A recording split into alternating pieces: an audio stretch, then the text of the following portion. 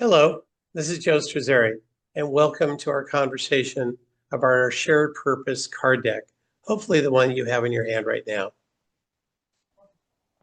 The deck helps us focus on our quality and cherished relationships. A little bit of backstory. We at Strazzeri Mancini have used the shared purpose filter as a stewardship tool historically to center the people that you care for. So you might want to sit down with somebody that you care for, a spouse, a child, a parent, a business partner, a team member, a boss, to say there's some struggles we're having, or I'd like to deepen our relationship, or simply, like I said, there's some struggles and we can't really identify it. Let's look around and see if we can find out what's underneath it and deal with it. Make it better. Look for greater outcomes. You might want to sit quietly with somebody who matters to you and walk through each of the 6 celebrations. At the end of each one, then review the mutual thriving exercise. Remember to commit to sharing equally. Welcome the other person's insights. When you find a misunderstanding, lean into it, and with curiosity, try to understand it without judgment. How can you help each of you steward your relationship better? Now, if you sit down with a deck like this and you're with another, one person can hold it, the other one can. You would turn, you pass my overview, you understand that the shared purpose relationships, where it says the gratitude flows in both directions, and the give-receive dynamic flows naturally in the absence of hierarchy.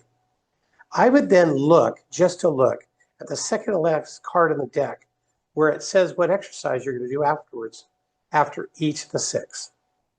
You'd set aside time, you'd enjoy a glass of wine or a long walk, and for each of these celebrations, you'd ask the what matters questions.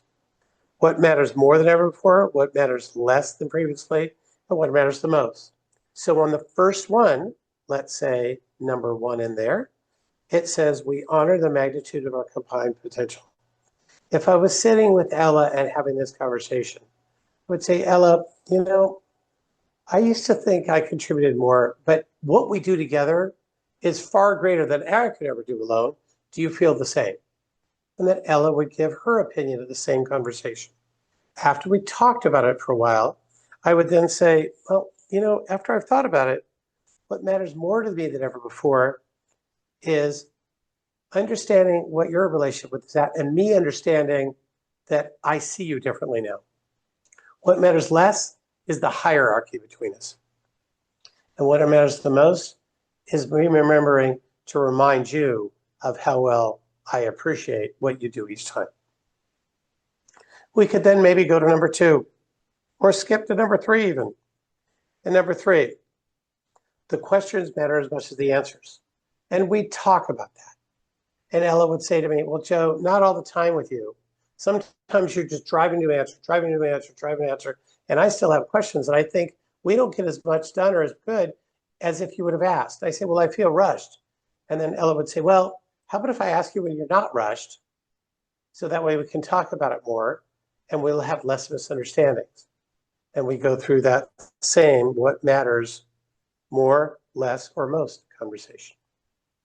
If I was to sit by myself and be very concerned about, let's say, my relationship with Mike, I could sit down with the same deck with a notepad and walk myself through it, and I'm liable to realize things that I didn't before, such that my next conversation with Mike would be better than it was. Too many times in our relationships, we want the other person to see. We want the other person to change. We want the other person to say something. But if we start with an othership attitude and we make those shifts in ourselves first, it helps the other person do the same. And together we do better.